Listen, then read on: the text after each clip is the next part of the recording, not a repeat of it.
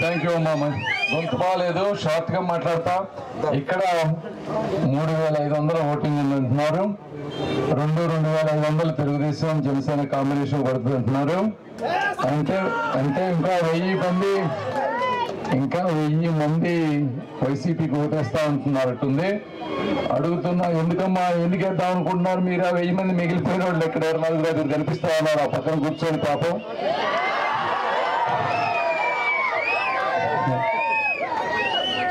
Brothers, ఇట్లా చక్కగా మంచి పాటలు పెట్టుకుని గాలితో వెళ్తా, మీ అందరికీ నవ్వుకుంటా నమస్కారాలు పెట్టుకుంటా వెళ్తున్నా. మీరు కూడా నవ్వండి, అందరం హ్యాపీగా. మీకు ఎవరికి కావాలంటే వాళ్ళు ఓట్లు ఎదురు కానీ ఆ మిగిలిపోయిన వాళ్ళు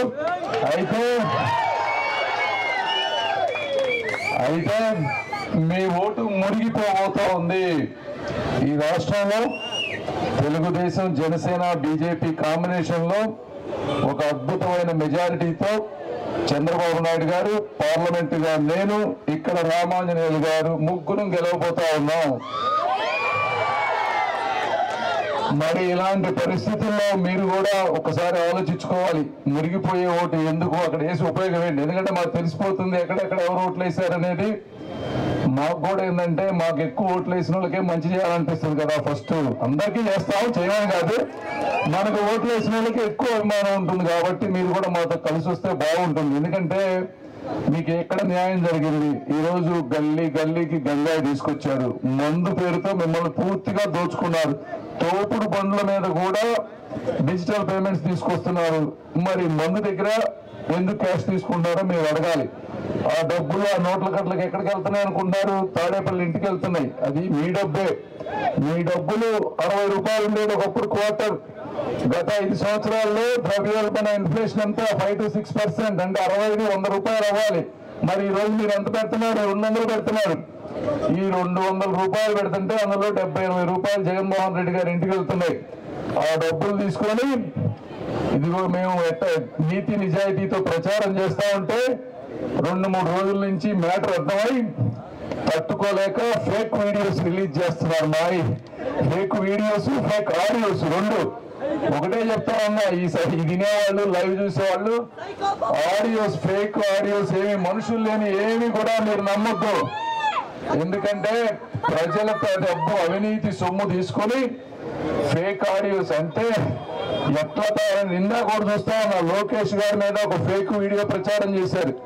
మహా న్యూస్ వాళ్ళు తయారు చేసినట్టుగా, అసలు ఎవరో తయారు చేసి ఆ లోగో పెట్టి మహా న్యూస్ లో వచ్చినట్టుగా చేస్తా ఉన్నారు. మాకే అర్థం కాలే, ఏంటి మహా న్యూస్ ఏంటి ఇలా ఎందుకు వచ్చిందని మాట్లాడితే అది అసలు మనం వేయలేదు, మన లైవ్ లో వస్తుంది వేరు, ఈ వాళ్ళంతా ఫేక్ న్యూస్ చేస్తా ఉన్నారని చెప్తా ఉన్నా. ఈటీవీలో ఇదే పరిస్థితి. అమ్మ యూట్యూబ్ లో వచ్చాయి, ఫేస్బుక్ లో వచ్చాయి, అన్ని చూసి నిజాలు అనుకోవాకు. ఈ జగన్మోహన్ రెడ్డి గారి జీవితం 10వ తరగతి నుంచి పేపర్లు అమ్ముకున్న దగ్గర నుంచి ఈ రోజు వరకు అంతా ఫేకే ఫేకే ఫేకే. అలాంటి వ్యక్తులను ఈ సమాజం నుంచి పూర్తిగా తీసి పారవేయాలి. ఇప్పుడు దాకా మొత్తం సంక్షేమ పథకాలు ఎవరో ఇస్తున్నారు, మన డబ్బు మనకే ఇస్తా ఉన్నారు. అంతేగాని ఆయన ఒక ఇండస్ట్రీయో లేదా పక్క రాష్ట్రం నుంచో పక్క దేశం నుంచో డబ్బు సంపాదించి ఎవరికి ఇవ్వట్లేదు.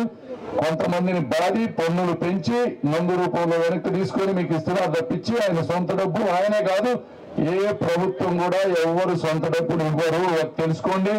మీకు కావాల్సింది అభివృద్ధి, మీకు కళ్ళకు కనపడేది అభివృద్ధి. మీరు తిరుగుతున్న సిమెంట్ రోడ్లు గత 40-50 సంవత్సరాల్లో ఏ ప్రభుత్వం వేయలేదు. తెలుగుదేశం ఉన్నప్పుడు 5 సంవత్సరాల్లో సిమెంట్ రోడ్లు పడ్డాయి. ఇది వాస్తవం. ఇక్కడ కొన్ని చూస్తామంటే కొన్ని రోడ్లు సిమెంట్ రోడ్లు లేదా, రేపు మేము వచ్చినప్పుడు తప్పకుండా సిమెంట్ రోడ్లు వేస్తాం. అదేవిధంగా ఈ చుట్టుపక్కల ప్రాంతంలో పేదవారు ఎవరున్నారు ఇక్కడ ఎదురుగా చూస్తా ఉంటే 2 పూరి గుడిసెలు కనిపిస్తా ఉన్నాయి. ఇలాంటి వాళ్ళందరికీ మళ్ళీ తిరిగి ఇళ్ళన్ని లిస్టు వేసుకొని 2 సెంట్ల భూమితో మంచి ఇళ్ళు, బొమ్మరిల్లు లాంటి ఇళ్ళు కట్టించే బాధ్యత తెలుగుదేశం పార్టీ నేను రామాంజనేయులు గారు తీసుకుంటాం. ఇక్కడ ఈ ఊరి నుంచి చాలా మంది ఎన్ఆర్ఐలు వెళ్ళారు. వాళ్ళందరూ కూడా ఈ రాష్ట్రానికి, దేశానికి, వాళ్ళ గ్రామానికి, పుట్టిన ప్రాంతానికి ఏదో ఒకటి చేయాలనుకుంటా ఉన్నారు. వాళ్ళందరినీ కనెక్ట్ చేసి ప్రతి ఒక్కొక్క ఇంటికి ఒక్కొక్కళ్ళని దానం చేసే విధంగా కొంత సెంట్రల్ గవర్నమెంట్ ఫండ్స్, కొంత స్టేట్ గవర్నమెంట్ ఫండ్స్ తీసుకొచ్చి ఇల్లు లేని పేదవాళ్ళకి వచ్చే 5-10 సంవత్సరాల్లో మంచి ఇల్లు కట్టించే బాధ్యత తెలుగుదేశం పార్టీ తీసుకుంటుంది. ఇది నమ్మండి మీరు. ఇదే విధంగా తాగునీరు, సాగునీరు ప్రతి ఈ గ్రామాలు ఈ రోజు నిర్వీర్యమైపోతున్న యువకులు ఎవరు ఇక్కడ ఉండేటువంటి పరిస్థితి లేదు. చదువుకున్న వాళ్ళకి చుట్టుపక్కల ప్రాంతంలో ఉద్యోగాలు లేవు, వలసలు వెళ్లిపోతున్నారు. మిగిలిన వారు రైతు కూలీలుగా మారిపోతున్నారు. కాబట్టి అందుకని ఈ చుట్టుపక్కల ప్రాంతంలో మంచి ఇండస్ట్రీస్ ని కష్టమైనా సరే తిరిగి తీసుకొచ్చి మీ అందరికి ఎంతో కొంత ఉపాధి తీసుకొచ్చే విధంగా చేస్తాం. మీరు ఒక్కసారి ఆలోచిస్తే జగన్మోహన్ రెడ్డి గారు గత 5 సంవత్సరాల్లో ఒక్కసారి కూడా ఇంటి నుంచి బయటకు వెళ్లిన పాపాన పోలేదు. ఒక ఇండస్ట్రీ వ్యక్తిని కలిసిన పాపాన పోలేదు. ఆయన కాదు, ఆయన మంత్రులు కానీ అధికారి కానీ ఎవ్వరు కూడా ఎవరిని కలవలేదు. కలవకపోతే ఎలా వస్తాయి? అంతే కదా, మేము వస్తే మీరు మమ్మల్ని కలుస్తారు, కానీ మేము ఇంట్లో కూర్చుంటే ఎవరు వస్తారు, ఎంతమంది వస్తారు? అక్కడ కూడా అదే పరిస్థితి. కాబట్టి జగన్మోహన్ రెడ్డి గారు ఒక అసమర్థ ముఖ్యమంత్రి. ఏదో బటన్ నొక్కితే ఓట్లు వేసేస్తారు, జనాలకి సంక్షేమ పథకాలు ఇస్తే చాలు, ఈ 4-5 దాంట్లో ఉన్నాడు. రాష్ట్రం ఈరోజు బాగా వెనకబడిపోయింది. ఇప్పుడు అన్ని తాకట్టు పెట్టారు. మందు మీద 2025 వరకు వచ్చే ఆదాయాన్ని ముందే తాకట్టు పెట్టేశాడు.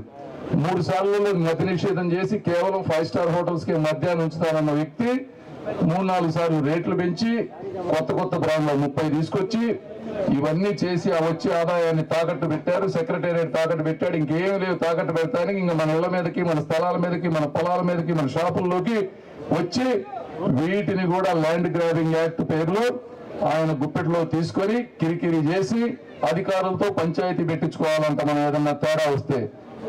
ఇది పరిస్థితి. అంటే లాయర్లు, చదువుకున్న న్యాయ వ్యవస్థ వీళ్ళందరూ ఏమైపోవాలో అర్థం చేసుకోండి. మన ప్రధాన న్యాయమూర్తులు ఎవరు ఉంటారు? ఇక అయోధ్య రామిరెడ్డి గారు, ఆళ్ల రామకృష్ణారెడ్డి గారు, వైవి సుబ్బారెడ్డి గారు, సజ్జల రామకృష్ణారెడ్డి గారు, సుప్రీంకోర్టు ప్రధాన న్యాయమూర్తిగా జగన్మోహన్ రెడ్డి గారు ఉంటారు తప్పించి పేదవాడికి నీతి నిజాయితీ ఉన్నాడు ఎవరికి కూడా న్యాయమూర్తులు దొరకకుండా చేస్తారు. ఇదంతా ఒక పెద్ద దొంగల ముఠ. ఈ దొంగల ముఠాని వచ్చే 10 రోజుల్లో పాతి పెట్టండి. వచ్చే 10 రోజులు ఎవరు కూడా రిజిస్ట్రేషన్ చేయొద్దు, మీరు అమ్ముకోవద్దు. వచ్చిన 15 రోజుల్లో ఈ చట్టాన్ని తీసి అవతల పారేస్తాం. పాస్బుక్ లో ఆయన బొమ్మేస్తాడంట. సర్వే రాళ్ల పేరుతో ఆయన బొమ్మ చెక్కడానికి కొన్ని 100 కోట్ల రూపాయలు ఖర్చు పెట్టారు. ఎవరిదంటే ఇదంతా మన కరెంటు బిల్లులు పెంచి, మన ట్యాక్సులు పెంచి ఇంకెవరిది లేదన్నట్టు మొహం చూస్తా ఉన్నారు పొద్దు నుంచి మేమందరం. ఇది పరిస్థితి. కాబట్టి ఆయన జీవితానికి, రాజకీయ జీవితానికి మీరందరూ బొమ్మేయాలని తెలుపుకుంటూ ఎప్పుడు స్వాగతం ఇచ్చిన మీ అందరికీ కూడా హృదయపూర్వక కృతజ్ఞతలు తెలుపుకుంటూ సెలవు తీసుకుంటున్నాను. Thank you. TDP, BJP, Janasena మిత్రపక్షాల కూటమి తరపున గుంటూరు పార్లమెంట్ సీటుకు పోటీ చేస్తున్న పెమ్మసాని చంద్రశేఖర్ గారికే ఓటు వేద్దాం. మన గుంటూరుని గెలిపించుకుందాం.